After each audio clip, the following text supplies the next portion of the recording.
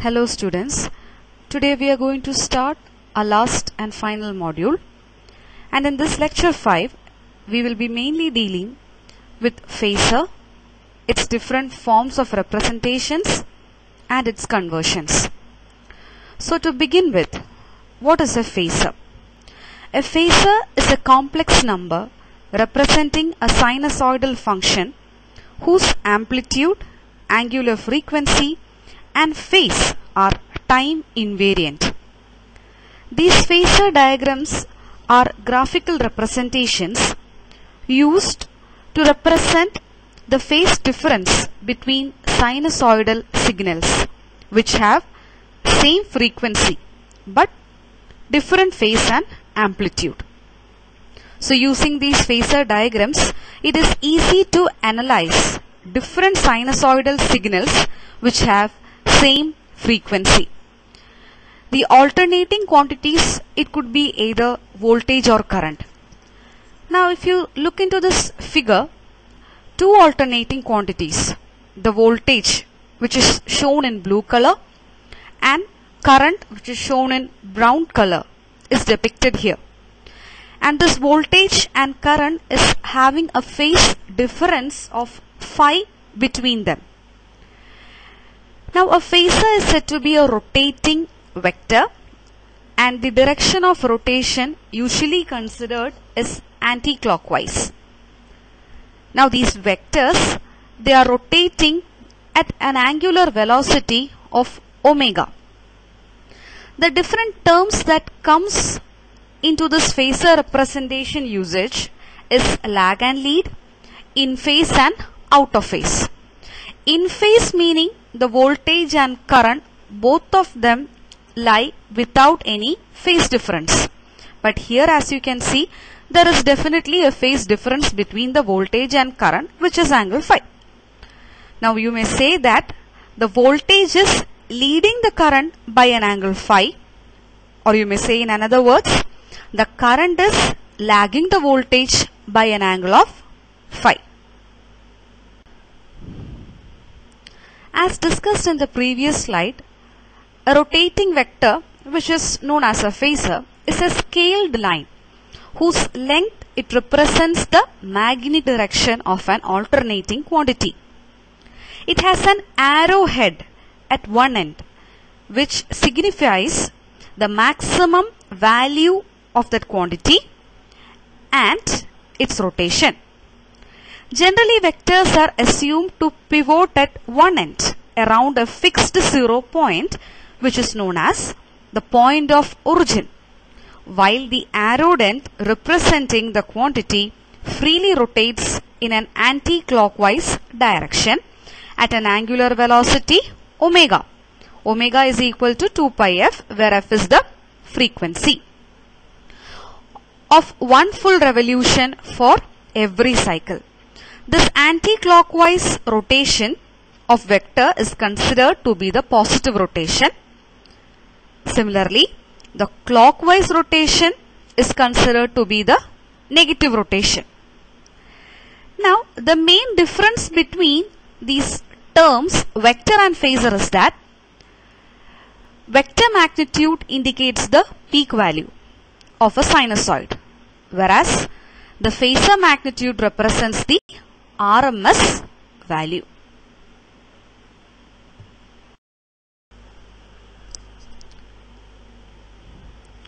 For solution of AC problems, it is advantageous to represent a sinusoidal quantity, that could be either a voltage or current, by a line of definite length rotating in an anti-clockwise direction with same angular velocity as that of a sinusoidal waveform. Now, look at the picture that is shown here. You may see a sinusoidal waveform which starts at 0 and ends at 2 pi. It is a voltage waveform. Its maximum value is Emax, and this maximum value or amplitude is reached at an angle pi by 2. At angle 0, pi and 2 pi, the magnitudes are 0.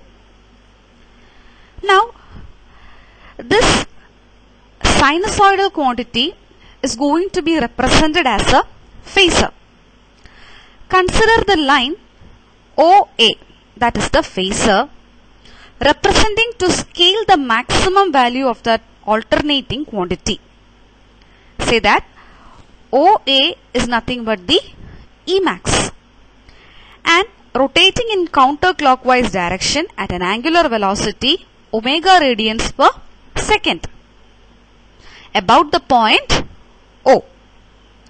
An arrowhead is put at the outer end of the phasor that partially indicate which end is assumed to move and partially to indicate the precise length of the phasor when two or more phasor happens to coincide. OA, when it has rotated through an angle theta, theta is equal to omega t, from the position occupied when the EMF was passing through its zero value.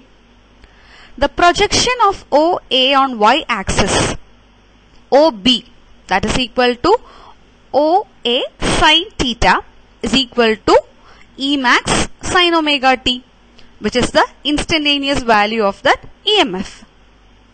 Thus, the projection of OA on the vertical axis represent to scale the instantaneous value of EMF. Now, its length is equal to the peak or the maximum value of the sinusoidal voltage or current to a suitable scale. It is in the horizontal position at the instant the alternating quantity is 0 and increasing, and its angular velocity is such that it completes one revolution in the same time as that is taken by the alternating quantity to complete one cycle. You may see that the sine wave is having 0 to 2 pi. Similarly, the phasor is rotating for 2 pi radians or 360 degree.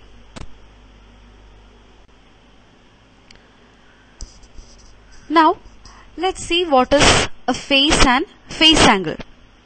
By phase of an alternating current is meant the fraction of the time period of that alternating quantity that has elapsed since the current passed through the zero position of reference. The phase angle of any quantity means the angle the phasor representing the quantity makes with the reference line. Just look into that figure. Here, two current waveforms are shown. One is I1 and the other is I2. I1 is starting at origin, but I2 is starting after an angle phi. So when these two alternating quantities, the frequency being the same, they may not pass through a particular point at the same instant. One may pass through its maximum value at the instant when the other passes through the value other than its maximum value. These two quantities are said to have a phase difference. Phase difference is usually given in degrees or in radians. The phase difference is measured by the angular distance between the points where the two curves cross the base or the reference line in the same direction. The quantity ahead in phase is said to lead the other quantity while the second quantity is said to lag behind the first one. Here the current I1, that is represented by the phasor OA, leads the current I2, that is represented by the phasor OB, by an angle phi. Or you may say that the current I2, it lags behind the current I1 by an angle phi. The leading current I1, it goes through its zero and maximum value first, and the current I2 goes through its zero and maximum value after the time angle phi. If I1 is taken as the reference phasor, the two quantities can be expressed as I1 is equal to the maximum value I1 max sin omega t, because it is starting at the origin itself. But whereas I2 will be equal to I2 max sin omega t minus phi. Why? Because I2 is lagging the current I1 by an angle phi. So the two quantities are said to be in phase with each other if they pass through the zero values at the same time and rise in the same direction. But here there is a lag and lead, or you may say that there is a phase difference between the two alternating quantities. The problem with the phasor diagram is that it can become very complex with a complicated circuit. We also have to remember conventions, or else the signs may come out the wrong way. The J operator comes from complex numbers and states that J is equal to square root of minus 1. Now look at the 360-degree figure that is shown. We have already mentioned that the positive direction of rotation of a phasor is anti-clockwise direction. Let's consider a phasor that is rotating in anti-clockwise direction with an angular velocity omega. If it is rotating from 0 to 90 degree, then it is said to be positive direction because it is anti-clockwise. That rotation of 90 degree is denoted as letter J, and mathematically J is equal to square root of minus 1. Now again from 0 degree, if the vector has rotated to 180 degree, then it has moved twice J, or you may say it is J square. 0 to 90 degree it is 1J, and from 90 to 180 degree again a J, so it becomes J square. So it is square root of minus 1 the whole square, which is equal to minus 1. Again, if the vector has started to rotate from 0 to 270 degree, it becomes 3J, that is J cube. So square root of minus 1 the whole raised to 3, that is minus J again. If it has rotated 360 degree, it becomes J4, that is it is equal to plus 1.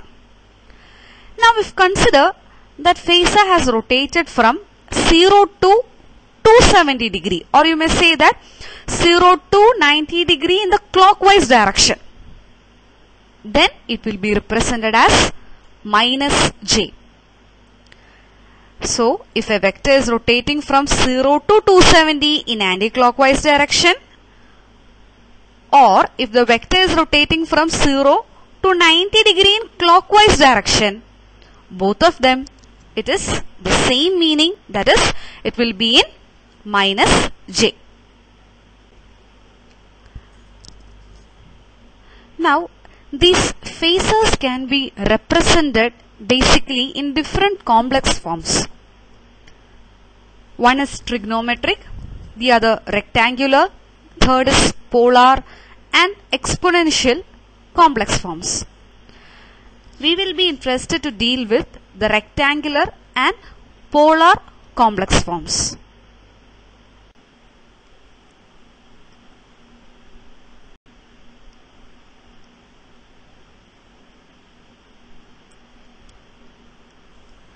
So now let's start with the first form of representation, the rectangular form. A complex number is represented by a real part and imaginary part that takes the generalized form of z is equal to x plus yj, where z is a complex number that is representing that particular vector, x is the real part or the active component, j is the j operator, that is square root of minus 1, and y is the imaginary part or the reactive component. If it is plus j, that means the phasor it has rotated 90 degrees in anti-clockwise direction, that is said to be the positive direction. And if it was minus j, that means the phasor would have rotated 90 degrees in clockwise direction, that is the negative direction. If we want to calculate the magnitude of this particular representation, you have to take the equation z is equal to square root of x square plus y square. If you want, the polar form of a complex number is another way to represent a complex number. The horizontal axis is the real axis x and the vertical axis is the imaginary axis jy. We find the real and complex component in terms of a and angle theta, where a is the length of the vector and theta is the angle made by the real axis. By Pythagoras theorem, a square is equal to x square plus y square. And using the basic trigonometric ratio, you may calculate the angle theta as tan inverse y by x. The x and y may be resolved as x is equal to a cos theta and y is equal to a sin theta. In the case of complex number, a represents the absolute value or the modulus, and the angle theta is called the argument of the complex number. So now let's learn how to convert a rectangular to polar form and polar to rectangular form. Please check into this website that is shown here, which will show you how to do the conversion easily in the calculator. So just see how to convert a rectangular form to polar form. The rectangular form given as 5 plus 2i, and we need to convert it to the polar form r angle theta. So in order to find the magnitude r, you may take the square root of a square plus b square, that is square root of 5 square plus 2 square. So you get the answer 5.39. And to calculate the angle theta, the equation is tan inverse of y by x, that is tan inverse of 2 by 5. So you get it as 0.38. Always remember that the theta is measured in radians. So the converted form in polar will be z is equal to r angle theta, or you may write it as z is equal to 5.39 angle 0.38.